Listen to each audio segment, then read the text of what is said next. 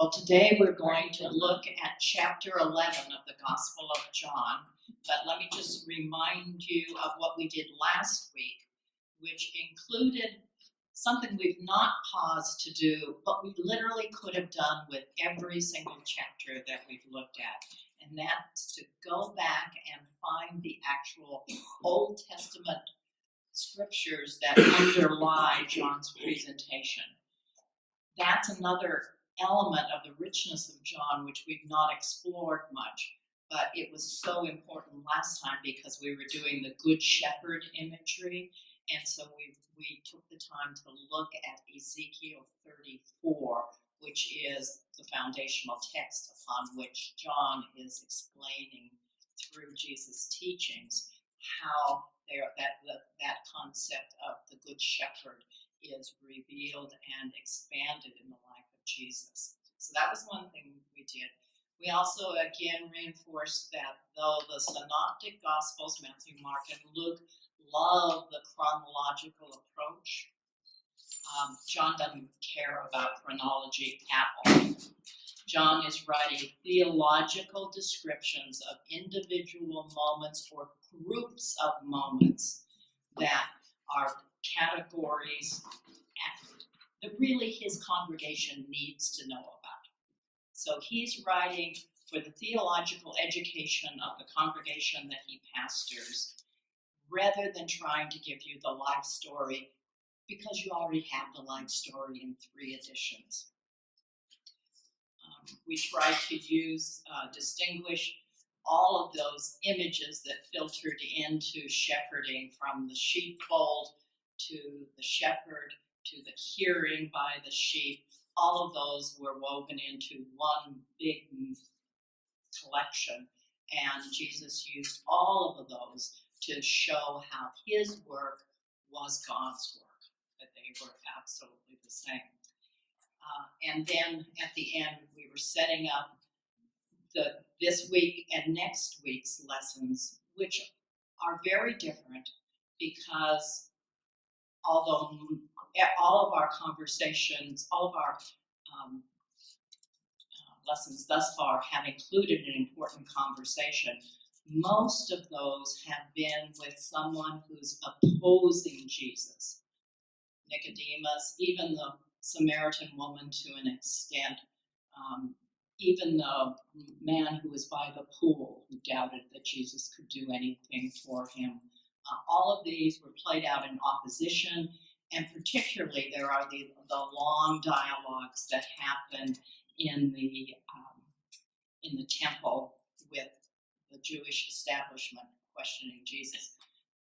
We're moving out of opposition and into intimacy, into events that happen with his disciples or with people that he is close to.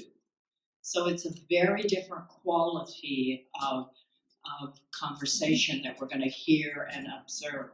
But again, it's written so that we might understand some theological principles. So it's really not about the story, but about what is disclosed by that story. If you think about how the gospel is shaped, this is quite beautiful. First, there's the opening prologue, and then that introductory scene of John the Baptist and Jesus calling those first disciples. Then the action opens with a wedding. And today, we're closing with a funeral. Both extremely important events in the life of every family. And so you can almost, even in the settings, feel that shift from the formal kind of, I need to help you or heal you or convert you, or I need to argue with you and teach you and try and get you to understand. Now we're in intimate space, and within the family, Jesus has good news to bring. The similarities between a wedding and a funeral also pick up on the themes of shame and honor. A wedding is something that a family does to honor the bride and groom, but also the whole family. And so when the wedding was short on wine, there was the possibility that that family would be humiliated. A funeral is a way of honoring not only the individual who died, as many are collecting today to honor George Bush. It's not only to honor that person, but it's also an honoring of the whole family. And so if important people are missing, dear friends or family members, that's a dishonorment to the family.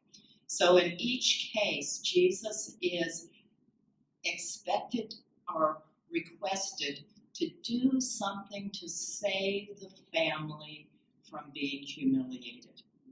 And that's not something that we would ordinarily see or hear in our contemporary culture.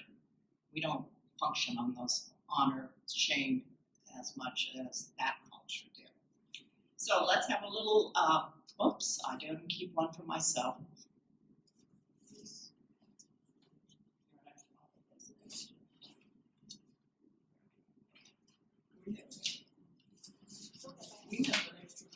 Let's do a little geographic work as we look at this map. Locate Jerusalem, and then see Perea on the side. Perea was a region that's basically wilderness. There's not much there, and it is described as wilderness, and when they say that Jesus goes into the wilderness, it's often into Perea or just across above Jericho is another similar area that's wilderness. So it's hard to pinpoint exactly where Jesus is in the wilderness, but it's usually to the east or to the west of the Jordan River, which is coming down, straight down. I hope that helps, but these are large regions of unpopulated area. Think New Mexico, where you can go out and be completely isolated, and that gives you some idea of the say. So Perea, I got fascinated with Perea. So when Herod the Great was the Roman puppet king, he ruled Jerusalem and the environs, Judea, see below, Perea, and Galilee, not Samaria. Samaria is not considered part of Israel. So Israel, it's still thought of in terms of tribal land as opposed to contiguous land, because we think of nations as having firm boundaries. Not so much in the ancient world. Let's move from the geographic concerns to talking about this family that Jesus comes to visit, Mary, Martha, and Lazarus. There are 3 adults living without parents. Likely Lazarus is the youngest of the 3, and he is the guarantee for the sisters' future. He's their social security. For when he marries, he will bring his sisters into his new home. So if Lazarus dies, these women have the potential of being marginalized. Evidently, this is a family, or had been and may in the future be, a family with some substance. In other words, they're not subsistence livers like most people. They have some money. It may be, although we do not know this, that since they live in Bethany, which is just a short, it's not even it's less than a few hours walk to Jerusalem.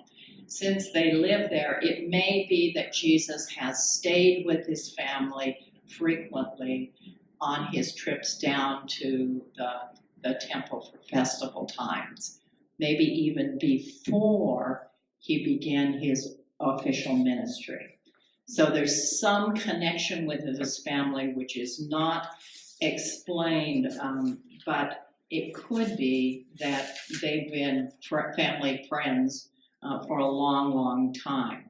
Luke also mentions Mary and Martha in the favorite scene of Mary choosing the better way and Martha, of course, wanting to stay in the kitchen where the pots and pans do not talk back to her. But there's no real way to put this together except the suggestion that, and this is a suggestion that is frequently made, that both Luke and John had another source, another oral source that they drew upon. And these names, Mary, Martha, and even Lazarus, occur only in Luke and John. Lazarus occurs in Luke in the parable of the man who dies, and Lazarus had been at his doorstep. We're going to, so that's the family, the intimate suggestion there, community. And now, one more thing I want you to know about, and that is that there is the pattern that we have had throughout John is that there will be a miracle, and then there'll be some kind of exchange following that, which leads to a dialogue by Jesus. In this case, when we're dealing within the family, when we're dealing with intimacy, the miracle comes first, and there's really no discourse about the meaning of it. Some of the discourse is woven into the telling of the story. So it's a different form of presentation. All right, I'm going to read John 11, 1 through 16. Now a certain man was ill, Lazarus of Bethany, the village of Mary and her sister Martha. Mary was the one who anointed the Lord with perfume and wiped his feet with her hair. Her brother Lazarus was ill. So the sisters sent a message to Jesus, "Lord, he whom you love is ill." But when Jesus heard it, he said, "This illness does not lead to death. Rather, it is for God's glory, so that the Son of God may be glorified through it." Accordingly, though Jesus loved Martha and her sister and Lazarus, after having heard that Lazarus was ill, Jesus stayed 2 days longer in the place where he was. Then after this, he said to his disciples, "Let us go to Judea again." And the disciples said to him, "Rabbi, the Jews were just now trying to stone you, and you're going there again?" Jesus answered, "Are there not 12 hours of daylight? Those who walk during the day do not stumble because they see the light of the world, but those who walk at night stumble because the light is not in them." After saying this, he told them, "Our friend Lazarus has fallen asleep, but I am going there to awaken him." The disciples said to him, "Lord, if he has fallen asleep, he will be all right." Jesus, however, had been speaking about his death, but they thought that he was referring merely to sleep. Then Jesus told them plainly, "Lazarus is dead. For your sake, I'm glad that I was not there, so that you may believe. But let us go now to him." Thomas, who was called the twin, said to his fellow disciples, "Let us also go, that we may die with him." Now, let's just break this text open a little bit. That incident that's mentioned right at the very beginning of Mary anointing Jesus' feet with the fine oil doesn't happen until the next chapter, which is another indication he's talking about things that are well known to everyone. So he's going to introduce that in chapter 12, but the audience already, "Oh, Mary, this is how we remember Mary." Jesus may have been quite likely in Perea, in the region where where John the Baptist and Jesus and his disciples had been baptizing.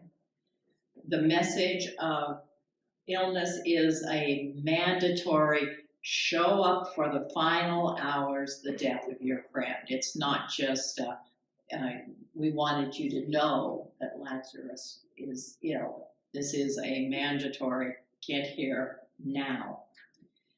So the message also reminds Jesus that this isn't just anyone, this is someone you love and are close to.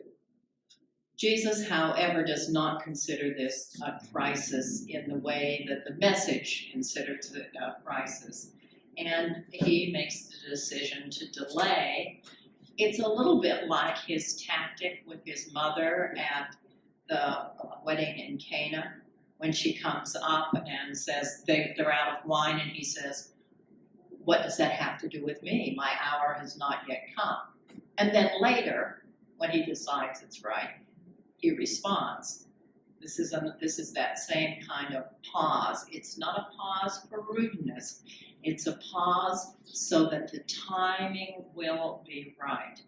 So one of the things that we need to know about burials in that day is that a burial happened almost immediately. The Jews were not like the Egyptians. They did not embalm.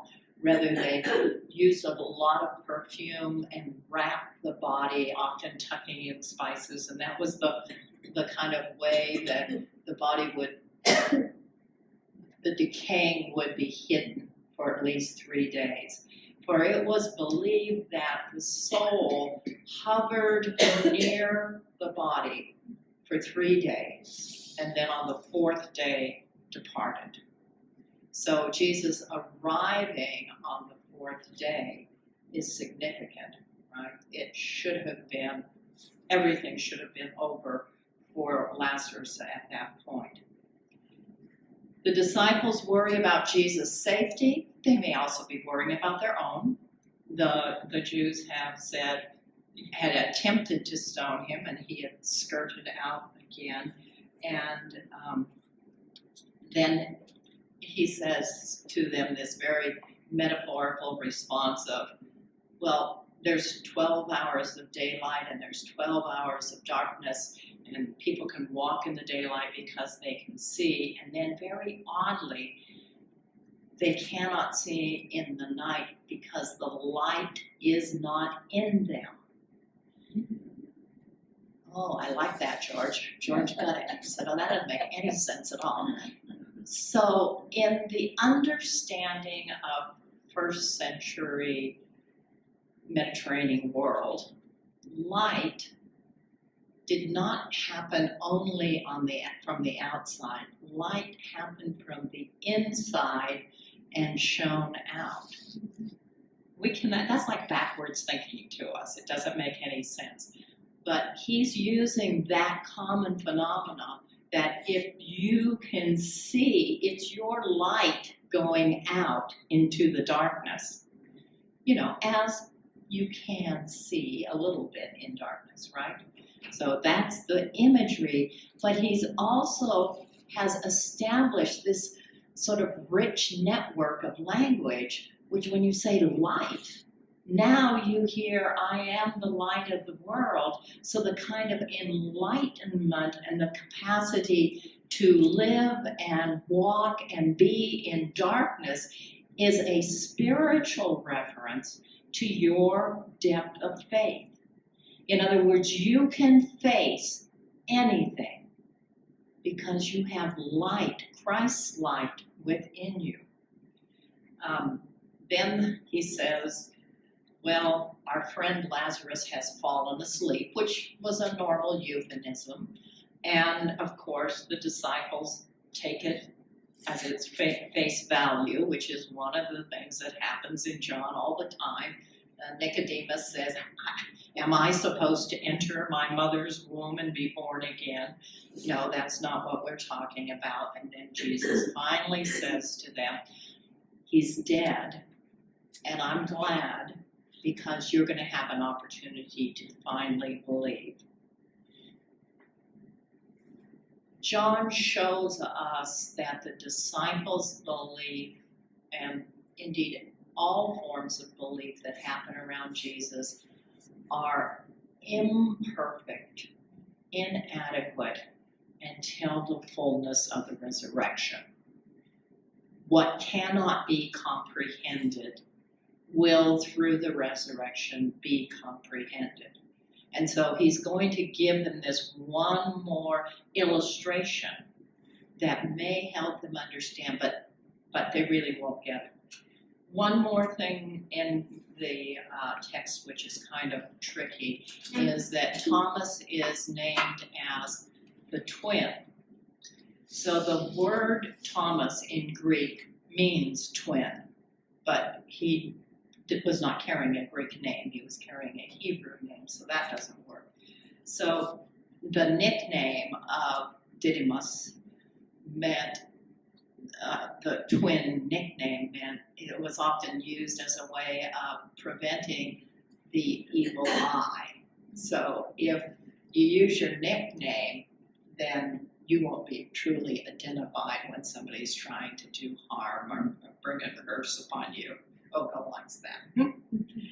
Okay, I'm going to stop there. So, Gospel of John, chapter 11, starting at verse 17. When Jesus arrived, he found that Lazarus had already been in the tomb 4 days. Now Bethany was near Jerusalem, some 2 miles away, and many of the Jews had come to Mary and Martha to console them about their brother. And when Martha heard that Jesus was coming, she went and met him, while Mary stayed at home. And Martha said to Jesus, "Lord, if you had been here, my brother would not have died. But even now I know that God will give you whatever you ask of him." And Jesus said to her, "Your brother will rise again." And Martha said to him, "I know that he will rise again on the resurrection on the last day." And Jesus said to her, "I am the resurrection and the life.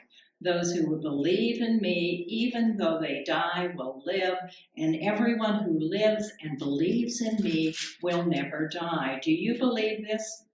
She said to him, "Yes, Lord, I believe that you are the Messiah, the Son of God, the one coming into the world." When she had said this, she went back and called her sister Mary and told her privately, "The teacher is here and is calling for you." And when she heard it, she got up quickly and went to him. Now Jesus had not yet come to the village, but was still at a place where Martha had met him.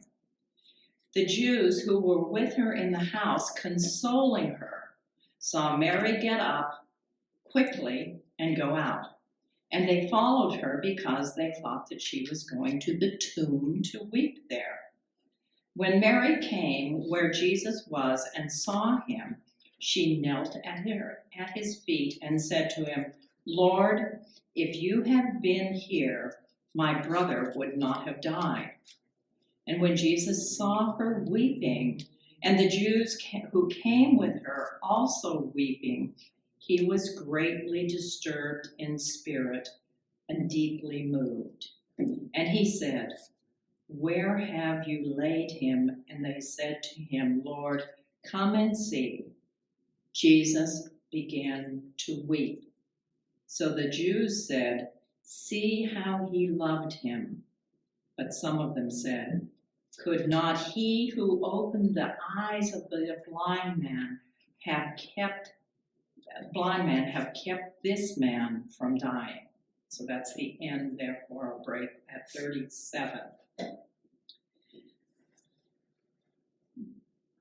Jesus, here are some background notes.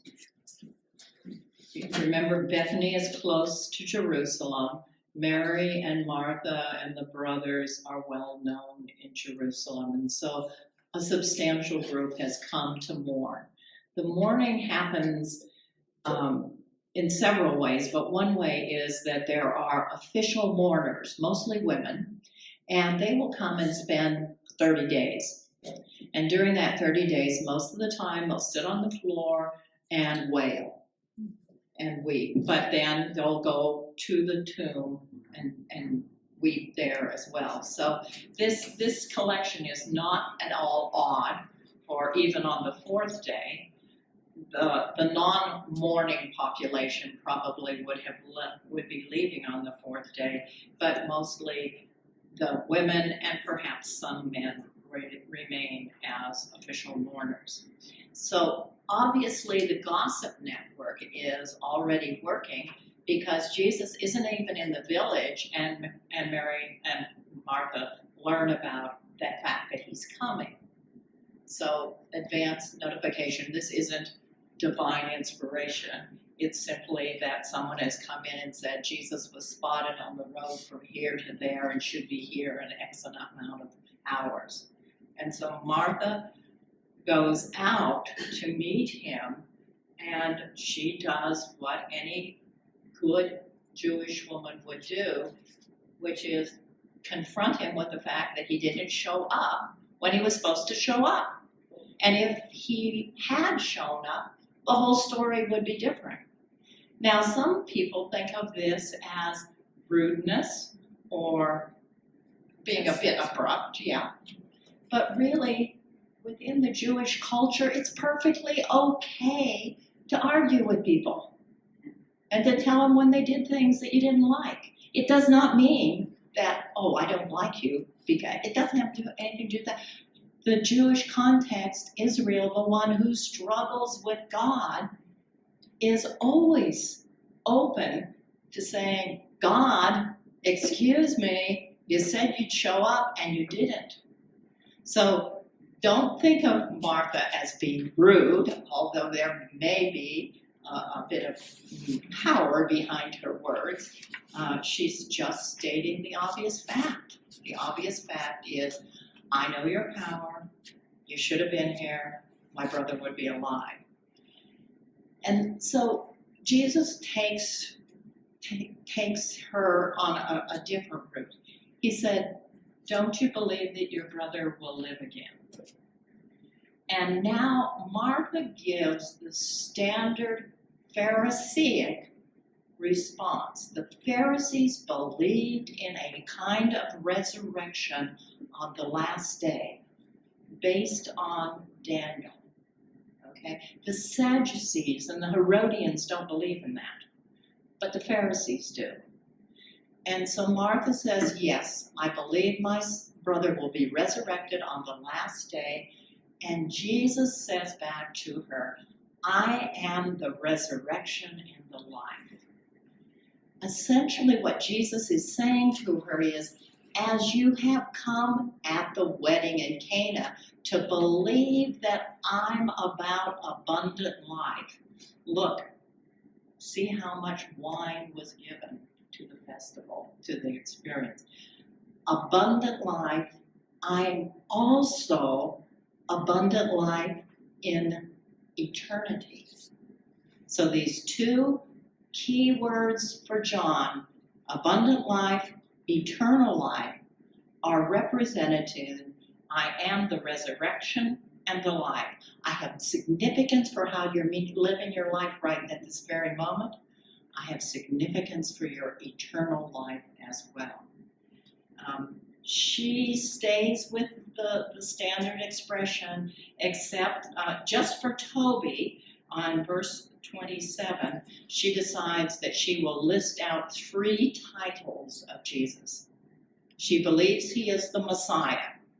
Now, in a standard Pharisaic kind of belief system, the Messiah came as the last representative of God before the final judgment. You are the Son of God.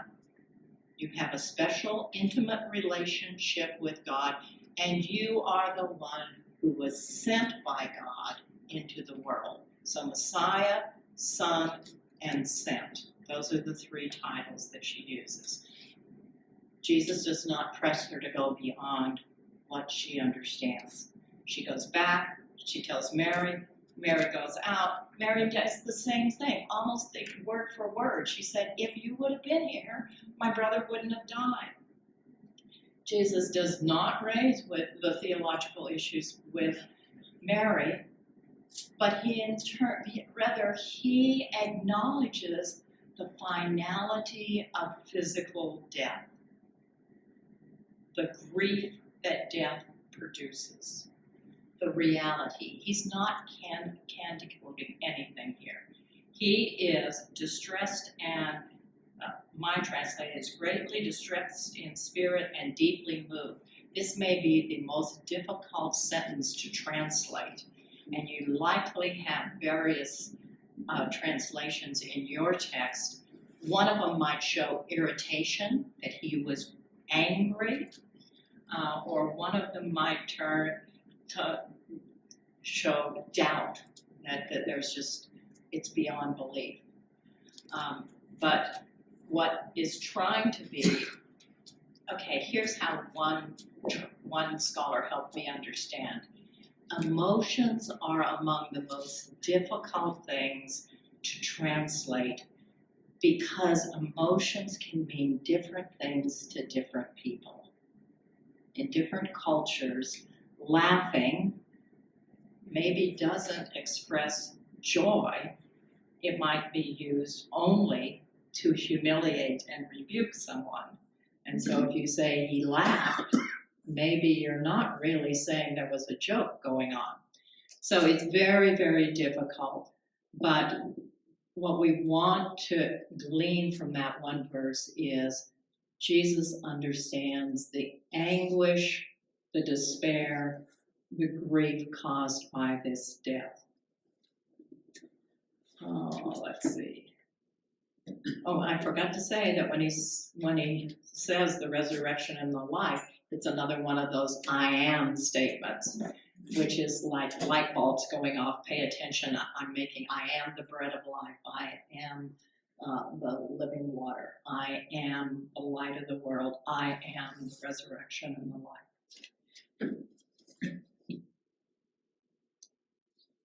And finally, at the end, Jesus asked Mary where the body is, and the response is, come and see.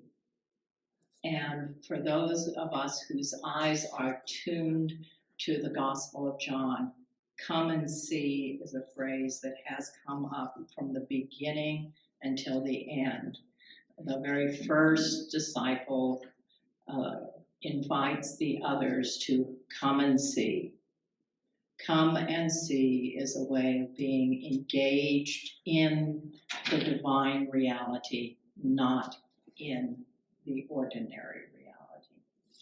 All right, let's take a little break and we can hear more.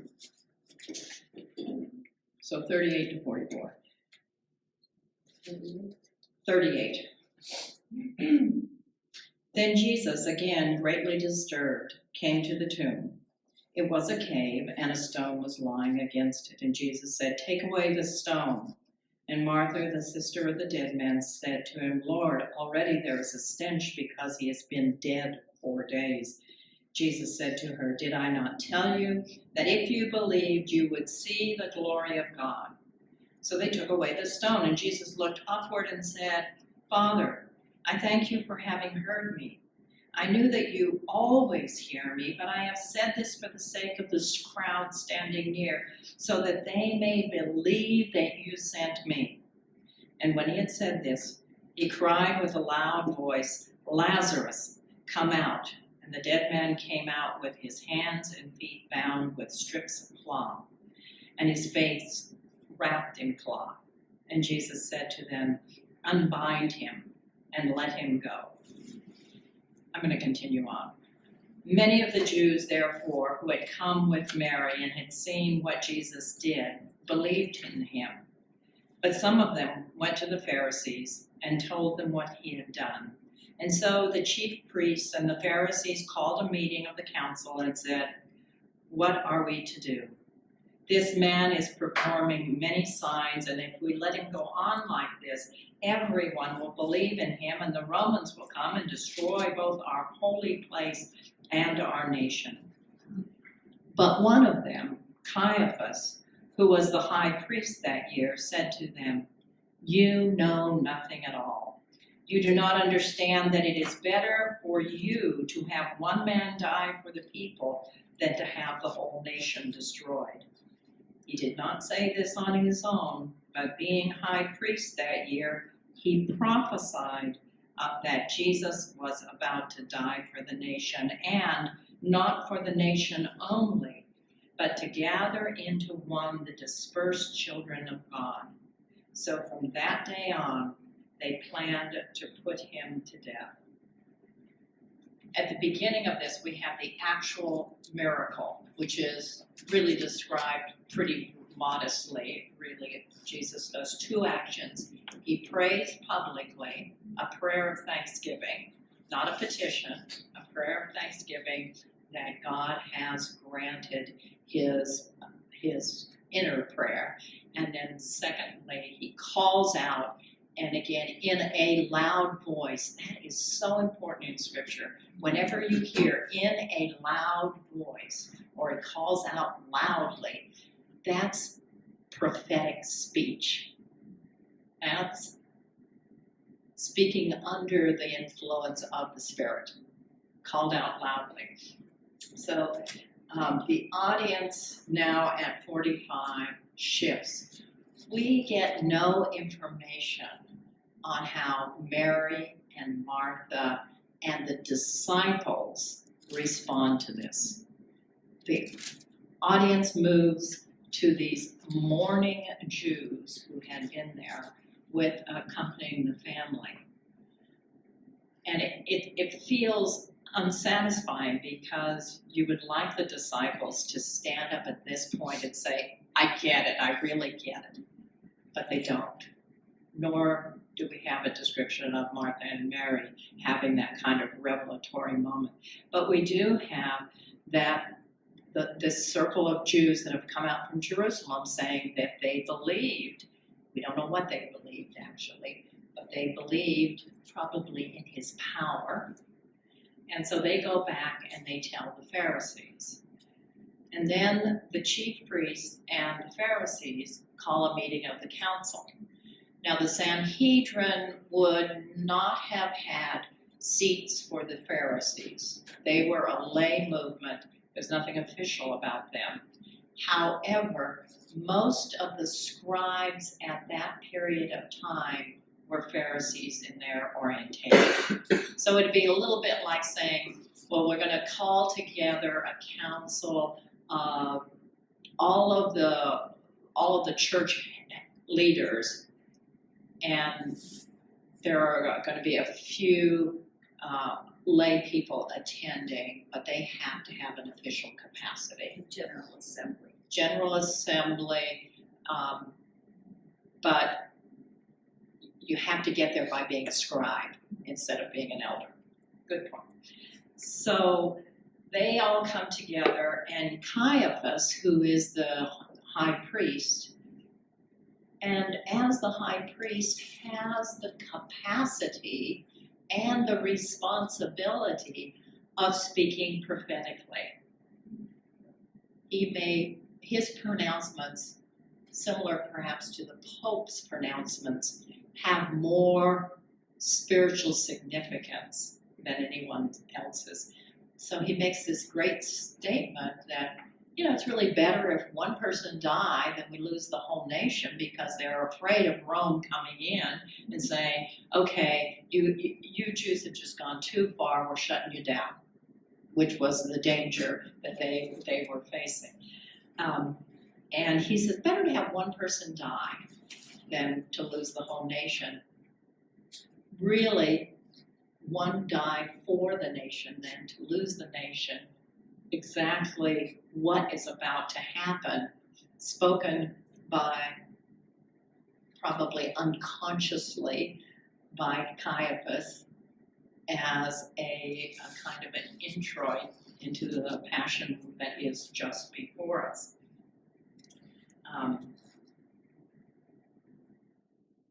And then on verse 53, so from that day on, they planned to put him to death. It's almost as if the council has taken a formal action and there is a death sentence on Jesus at this point. Still, it is true that they cannot execute. Right? The Sanhedrin does not have the power to execute, but they do have the power to pronounce a death sentence and to turn someone over to Rome. Let me just do 54 through the end and give you a summary, and that will be our class. Starting at 54. Jesus, therefore, no longer walked about openly among the Jews, but went from there to a town called Ephraim in the region near the wilderness, and he remained there with his disciples. Now the Passover of the Jews was near, and many went up from the country to Jerusalem before the Passover to purify themselves. And they were looking for Jesus and asking one another as they stood in the temple, "What do you think? Surely he will not come to the festival, will he?" Now the chief priests and the Pharisees had given orders that anyone who knew where Jesus was should let them know, so that they might arrest him. Jesus withdraws into the wilderness, and Ephraim is that wilderness area up by Mount Gerizim, probably further away from Jerusalem. We don't know how long he's there, but then it's stated that the Passover is near. Everyone is he's been at every festival in this last year, and he's disrupted in some way every festival within this last year, and it's kind of the show they're looking for. But the plans are already set and sealed that he will be arrested, and that the chief priests, the temple guards, and the people are to help in that process of arresting him. Next week we'll go to the prelude into Jerusalem proper. We'll actually have that anointing of Jesus by Mary. We'll hear the Palm Sunday. Remember that John had put the cleansing of the temple at the very beginning, where all of the synoptics have it at the end. For John, the issue is not disrupting the temple system. The issue is Lazarus and the "I am the resurrection and I am the life" statement, and that's what really is at the heart of the edict to seek him out.